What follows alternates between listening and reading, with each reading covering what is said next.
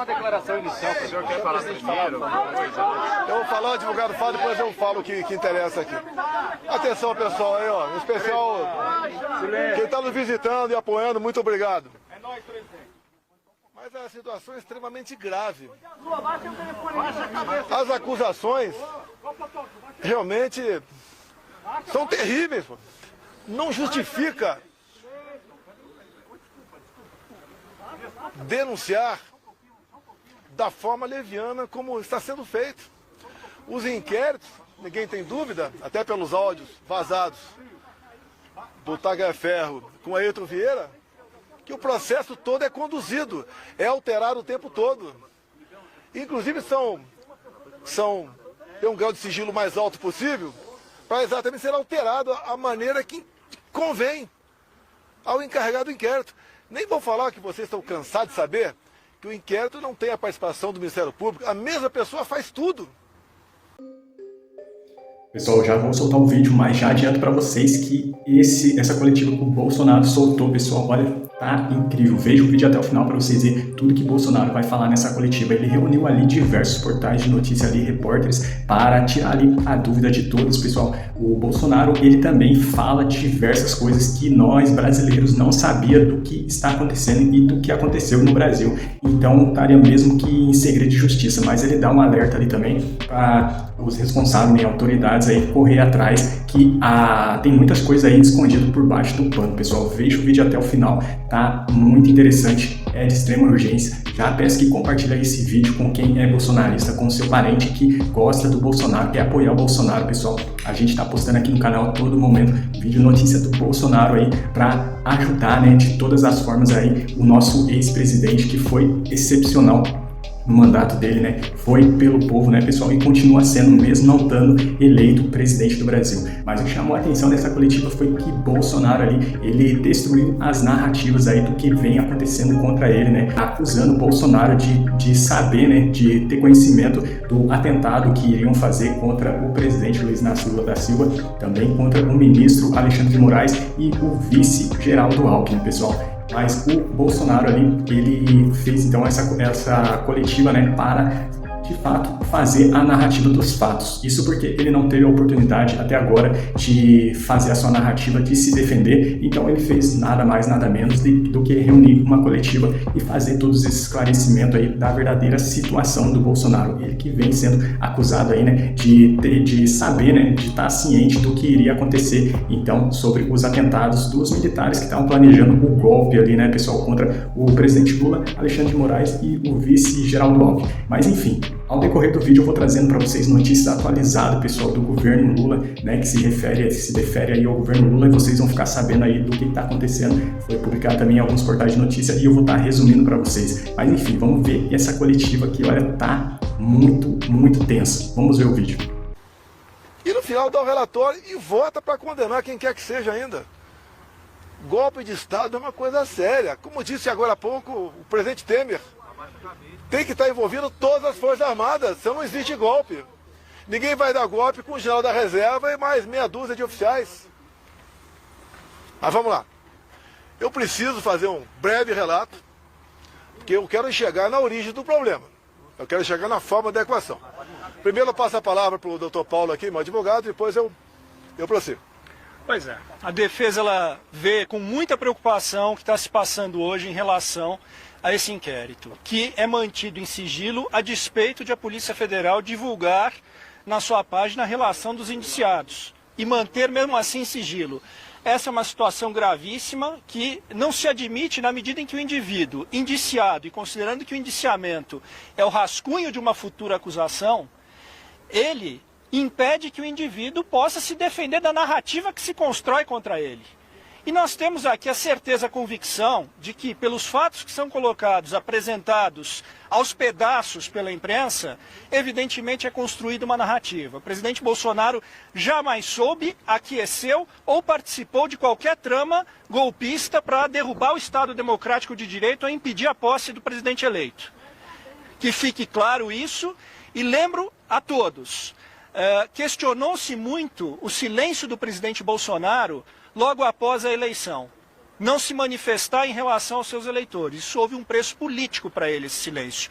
Justamente não querendo insuflar qualquer manifestação. Mas... Pessoal, eu já vou soltar o vídeo para vocês, mas antes veja essa notícia que foi publicada na própria rede oficial do ex-presidente Bolsonaro, aonde ele veio esclarecer que o próprio postou, né, essa notícia, onde ele disse que um verdadeiro golpe, né, de Estado é somente quando tem também militares como um todo envolvido, pessoal. E o Bolsonaro então fez essa republicação. O que ele quis dizer é que o que ele vem sendo acusado, né, de golpe, ali, só por ele saber da notícia ali do atentado contra o presidente Lula, Geraldo Alckmin e também o ministro Alexandre de Moraes, só dele saber, eles já estão alegando, a PF está alegando que o Bolsonaro já sabia, né, e ele então já estaria aplicando o golpe. E aí é onde o Bolsonaro aí achou a notícia aí e veio compartilhar na sua rede oficial, vocês estão vendo aí na imagem, aonde o próprio, por essa notícia aí, tá mesmo que alegando aí com todas as palavras que Bolsonaro não se encaixa e não se enquadra aí nesse golpe de Estado, como estão alegando aí as narrativas. Agressiva ou violenta?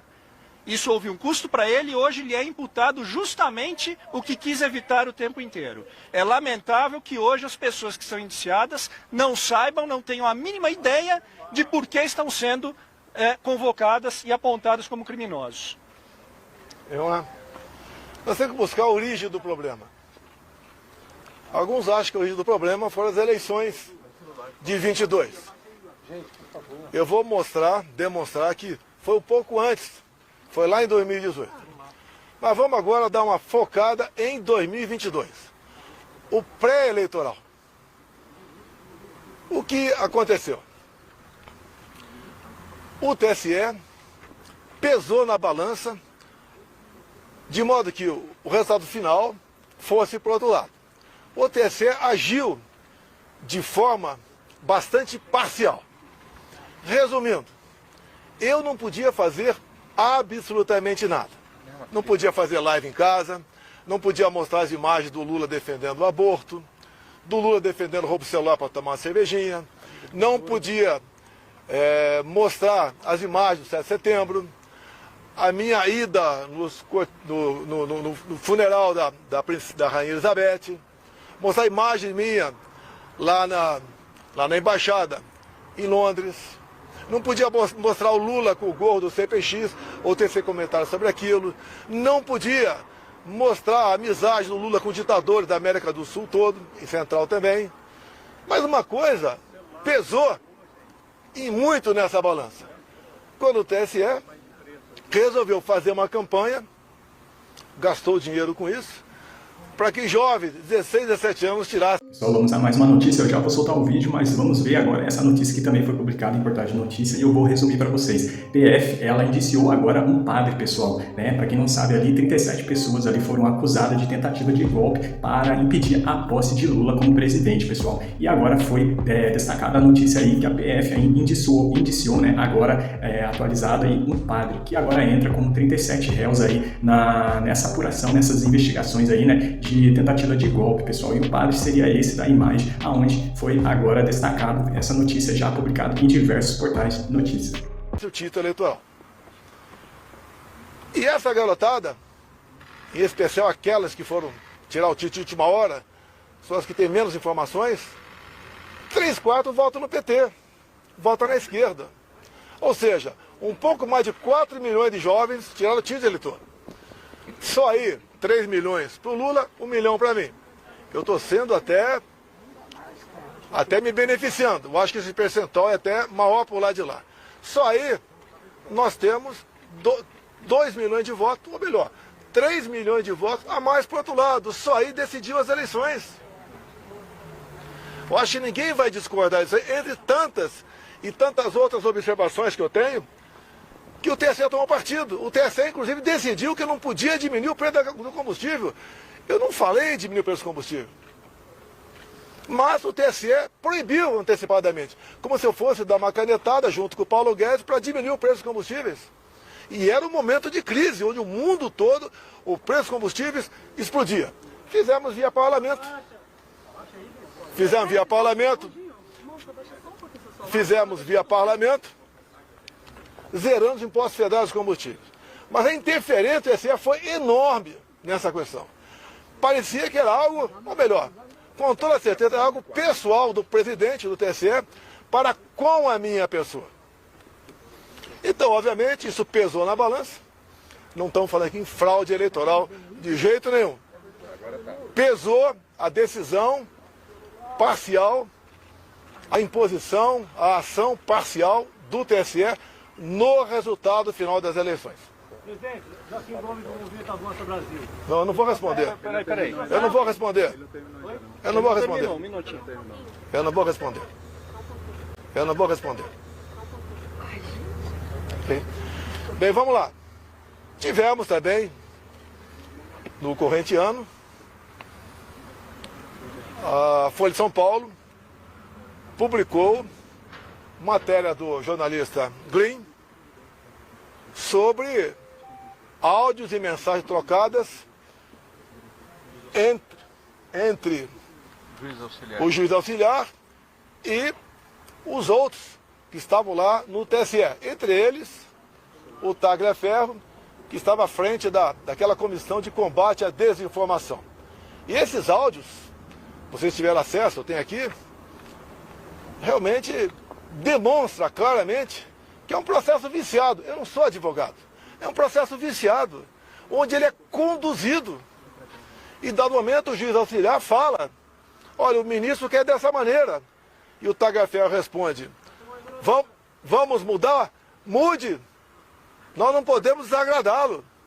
O ministro mesmo, né, o juiz auxiliar fala, dado momento, ele está de folga agora, não tem sessão lá no Supremo, e está em cima da gente. Ele está ameaçando até vir aqui fazer um relatório. Estão os áudios. Use a criatividade. Use a sua criatividade. Essa foi a questão que eu tratava da Revista Oeste, para tirar do ar a Revista Oeste. Tivemos, inclusive, um fato dos empresários golpistas. Ou seja, um empresário entrou no inquérito, porque trocando mensagem entre amigos, deu um emoji, um positivo. Porque deu um positivo, ele passou a ser golpista. Qual a intenção disso? Tirar o Luciano Hang de combate. Ele me apoiava abertamente, como cada um pode apoiar quem bem entende. Tinha mais de 10 milhões de seguidores e foi silenciado. E foi um recado para os demais empresários, demais do povo, a não participar da política do meu lado. Porque ia ser sancionado de uma forma ou de outra. Páginas e mais páginas derrubadas, como o Gley mesmo disse. Inclusive, as plataformas não podiam dizer de onde era aquela ordem. É simplesmente ordem. Cumpra-se em poucas horas uma multa milionária. A mídia que nós temos livre são as mídias sociais. Vocês podem ver, imagine se eu tivesse o poder do presidente do TSE naquela época, o senhor Alexandre de Moraes. E eu fosse investigar o TSE como ele me investigou. Ele me investigava desde 2021, no inquérito das fake news. Por lá de lá, no dia da diplomação do Lula, quando o ministro Benedito passa ao lado do presidente do TSE, o senhor Alexandre de Moraes, e fala, missão dada é missão cumprida. Que missão é essa? Foi cumprida? O Lula foi eleito presidente? Imagina se eu tivesse poderes para quebrar o sigilo do Benedito, quem sabe prendê-lo, como ele fez com gente do lado de cá. Eu acho que eu consegui, inclusive, fazer do pesca probatória, como ele fez por lado de cá. Fez à vontade, praticou a pesca probatória, e cada vez mais abrindo novos e novos inquéritos, ignorando completamente o papel do Ministério Público. Onde é que ele chegaria? Imagine aquele gesto do ministro degolando alguém. Se fosse alguém do meu lado, seria o quê? Terrorista? Assassino? E do lado de lá, foi o quê? O que foi aquele gesto? Um gesto de ódio ou um gesto de amor? E investigaríamos também a sua equipe. O juiz auxiliar, o Tagliaferro, quebrando sigilo, prendendo. Com toda certeza, muita coisa ia aparecer. Mas no final, é o mais importante que eu tenho a falar para vocês aqui. Presidente, mas o senhor acha... Deixa eu terminar. Então aí nós estamos vendo aqui a participação do TSE para um lado de um candidato. que foi tirado da cadeia, foi descondenado, porque ele tinha 3 condenações, pela lei da ficha limpa não podia concorrer, e acabou aí sendo presidente. Também é bom falar aqui, estou inelegível por quê? Porque me reuni com embaixadores. E por que me reuni com embaixadores? Porque 2 meses antes, o senhor Fachin se reuniu com embaixadores também e terminou essa conversa com o embaixador dizendo o quê? Resumindo, tão logo o TSE anuncia o resultado, os seus respectivos chefes de Estado deveriam ou devem reconhecer o ganhador das eleições. Ele já tinha a resposta, ele já sabia quem ia ganhar. Vamos lá. Nós questionamos o TSE. O advogado do partido peticionou o TSE, buscando uma maneira de sanar algumas dúvidas da nossa parte e algumas inconsistências. Nada mais justo o advogado fazer isso aí. Em poucas horas, o senhor ministro-presidente indeferiu e nos deu uma multa de 22 milhões de reais. Alegando litigância de má-fé e atentando contra o Estado Democrático de Direito. Isso é muito importante. Tudo se resume Estado Democrático de Direito. Até o acesso à justiça agora. Próxima ação, recomendo o pessoal, se for mexer aqui em Brasília, né? Contratar um advogado, falar, se tiver alguma multa você paga, não vai ser eu não. Eu não tinha como pagar uma multa de 22 milhões de reais. Nem com o Pix todo que eu recebi. Essa multa é justa? Cadê a nossa OAB? Cadê o papel do advogado? Que está sufocado, que não pode exercer com a devida liberdade a sua profissão. Basta ver que pessoas condenadas a 17 anos de cadeia, onde os ministros que julgaram e condenaram não ouviram a voz do advogado daquele cliente. Eu nunca vi isso na minha vida. Que estado de exceção é esse? Agora vamos, no meu entender aqui, algo que é muito importante, que é o fecho final. Nós temos a solução para isso tudo. Então, eu questionei, através do partido, a vitória do Lula. 2018, quando eu ganhei eleições, algum partido me questionou? Algum partido questionou o resultado das eleições de 2018? Alguém sabe algum partido? Não. Nenhum partido questionou o resultado das eleições de 2018. É extremamente importante. Mas, após o segundo turno de 2018, chegou um papel lá no TSE e a senhora presidente Rosa Weber resolveu, isso é uma notícia de fato, né? Resolveu oficiar a Polícia Federal requerendo a abertura de inquérito.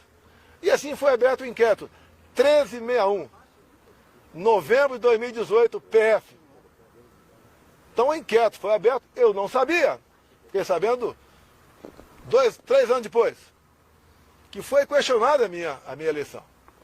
E o TSE deu uma celeridade enorme a esse inquérito. Na primeira semana, o encarregado do inquérito, um delegado da Polícia Federal, colheu informações dentro do TSE. Bem, eu não sabia, ninguém sabia disso, até que chegou o ano de 21. O ano de 21, o Parlamento, a Câmara dos Deputados Especial, voltou a discutir a PEC do voto impresso. A presidente, ou autora, a Bia Kicis, deputada Bia Kicis aqui do DF.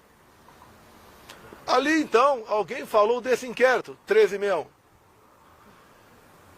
E a comissão especial requereu, junto à PF, a cópia desse inquérito. E nessa questão, o requerimento foi aprovado por unanimidade. Todos os deputados de todos os partidos votaram sim, para que a Câmara tivesse acesso ao inquérito 1361.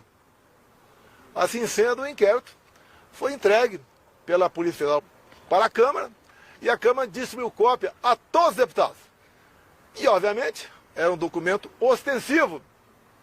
Até para mim chegou uma cópia desse documento. E foi espalhado para muita gente esse inquérito 1361, novembro de 2018, PF, aberto de ofício praticamente, né? A pedido da presidente, senhora Rosa Weber, do Tribunal Superior Eleitoral. Aí começam os problemas. Tá? Por enquanto esse inquérito não estava tendo grande divulgação, mas o ministro Barroso foi lá na Câmara conversar com os líderes partidários. Os líderes no dia seguinte trocaram os integrantes da comissão e a comissão rejeitou dar prosseguimento à PEC. Bem, como independe isso apenas da comissão, o Arthur Lira avocou para o plenário. A plenária, apesar de ganharmos numericamente, não conseguimos os votos qualificados, né, para conseguirmos aprovar a PEC naquele dia da Câmara. Mas detalhe, depois da reunião do senhor Fachin com embaixadores, que essa política é privativa do presidente da República, não é dele, não é de nenhum outro poder, eu fiz a mesma coisa. Convidei os embaixadores e convidei, por ofício, ao senhor ministro Fachin a comparecer no Alvorada. Convidei ele para comparecer no Alvorada. E ali eu mostrei para os embaixadores o que era aquele inquérito ostensivo. Bem, no dia seguinte, chega-nos a notícia que o inquérito tinha acabado de ser classificado como confidencial, ou seja, secreto. Ninguém mais podia tomar conhecimento. E até hoje, se alguém falar alguma coisa do teor do inquérito, está em curso aí a um crime. Eu não vou ser esse criminoso de falar para você que está lá dentro. Mas realmente, não é preocupante, é horripilante o que está nesse inquérito. 3 páginas deles apenas interessam. Só 3. Tenho aqui decorado na minha cabeça. Mas não posso falar. Tem de vista ele ser confidencial. E ali, esse inquérito de 2018, as eleições de 2018 e não de 2022, bota um ponto final na confiabilidade ou não do nosso sistema eleitoral. Vocês viram há pouco tempo, na Venezuela, o voto impresso, que foi acertado o ano passado, Estados Unidos, Venezuela. E daí o Maduro fez o teste do voto impresso em dezembro do ano passado, onde ele pediu junto à população se podia ou não tomar as medidas cabíveis para ir para a Guiana e tomar a região de Essequibo. E ele faz uma demonstração ali, o Maduro. Olha, aqui são 5 perguntas. Vota sim, sim, sim, sim. Daí tem um papelzinho, tem país que não tem papelzinho, e bota na urna. Bem, tivemos eleições na Venezuela. Voto impresso. Eu acho que não precisamos conversar aqui o que aconteceu na Venezuela. Inclusive, em dado momento, até o Maduro falou para o Lula, né? O Lula não quer reconhecer a Venezuela como o Maduro como legítimo presidente eleito. Ele falou, olha, a sua justiça eleitoral reconheceu a sua vitória.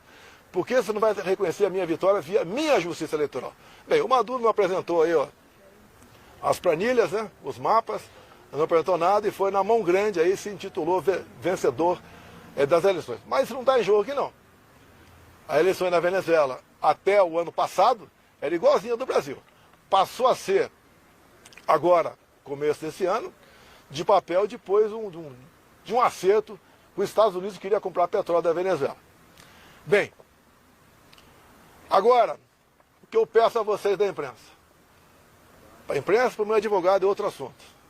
Via lá, peçam esse inquérito 1361/2018. Se conseguirem, só ligar para mim que eu digo a página para vocês descobrir algo que é inacreditável. Para o meu advogado, eu solicito a ele, porque quem decide dar para afinar ele, que peticione também o senhor Alexandre de Moraes, para que nós possamos ter acesso a esse inquérito, para que possamos esclarecer as eleições de 22 via 2018. Isso é fundamental. Tem gente que tem dúvidas, tá? E nós podemos dissipar essas dúvidas com um documento oficial produzido pelo próprio TSE. por iniciativa própria da senhora Rosa Weber, que pediu para a Polícia Federal, ou determinou, que fosse aberto esse inquérito. É por aí, agora eu peço, estou fazendo pergunta, você está encerrando, vou ficar aberto a perguntas, de vocês pedirem via lá esse inquérito. Presidente, por gentileza, o general Mário Fernandes fala sobre o senhor... Após a denúncia apresentada pela Polícia Federal, eu gostaria primeiro de perguntar para o senhor, a Polícia Federal indica o senhor como o senhor tendo conhecimento de um planejamento para um golpe de Estado no país. O senhor participou de alguma reunião? O senhor foi consultado? Houve o que a Polícia Federal está apontando? Olha só, não é porque o Temer disse hoje. O Temer disse hoje uma obviedade. Golpe de Estado tem que ter a participação de todas as Forças Armadas, senão não é golpe de Estado. Ninguém dá golpe de Estado num domingo, aqui em Brasília, com pessoas que estavam aí com bíblias embaixo do braço e bandeira do Brasil na mão. Nem usando aí estilingue e bolinha de gude. E muito menos batom. Não tinha um comandante para isso aqui. Você pode ver. Segundo a PF aí, um novo meio, né, conseguido via Israel, se for buscar imagens apagadas pela ajudante de ordem. Agora as imagens do Ministério da Justiça não aparecem. Se vocês pegarem bem o que aconteceu, 2018, o próprio ministro da Defesa disse que aquilo não era golpe. Depois Nelson Jobim, ex-ministro do Supremo Tribunal Federal, também disse a mesma coisa. Depois ele voltou atrás, mas disse a mesma coisa. Agora tem uma pessoa de peso também dizendo isso aí. Vamos tirar da cabeça a história de golpe. Ninguém vai dar golpe com o general da reserva e mais meia dúzia de oficiais. É um absurdo o que está falando. Da minha parte, nunca houve discussão de golpe. Se alguém viesse discutir golpe comigo, eu ia falar, tá tudo bem, e o after day? E o dia seguinte, como é que fica? Como é que fica o mundo perante a nós? Agora, todas as medidas possíveis, dentro das 4 linhas, dentro da Constituição, eu estudei. O general Mário Fernandes diz que o senhor teve conversas com ele. Desse plano ou não? Oi? O senhor tinha conhecimento desse plano? Zero, golpe zero. O general Mário Fernandes diz que ele conversou com o senhor em outras ocasiões no Planalto, inclusive no Alvorada. A palavra dele é muito comum, até a imprensa mesmo, me entrevista e pensar uma coisa completamente distorcida do outro lado. A palavra golpe nunca esteve no meu dicionário. Desde quando eu assumi, em 2019, eu vinha sendo acusado de querer dar um golpe.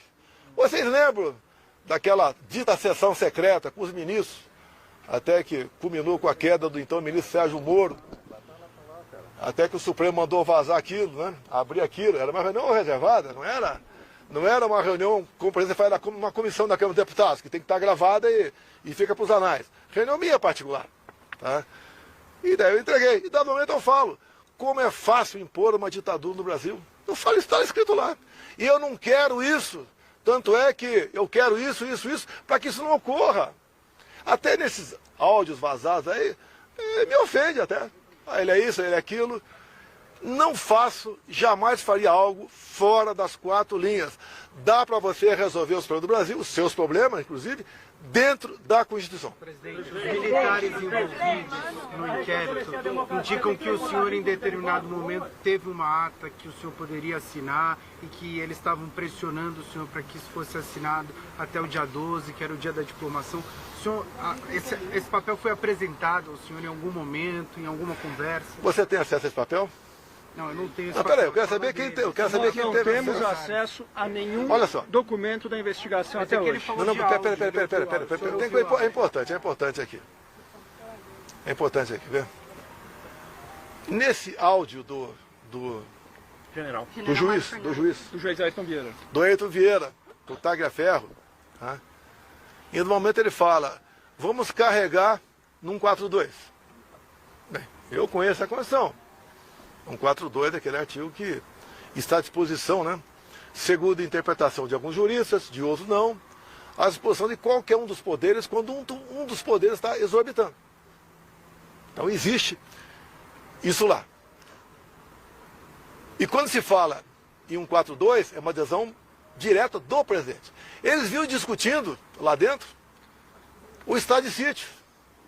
E depois eu falei na Paulista, comecei a conversar por aí, o que é estado de sítio? Estado de sítio, quando ele começa, quando tem um problema acontecendo, ou prestes a acontecer, de grande proporção, onde o presidente da República convoca os conselhos da República e da Defesa, dá mais de 20 pessoas, discute o assunto.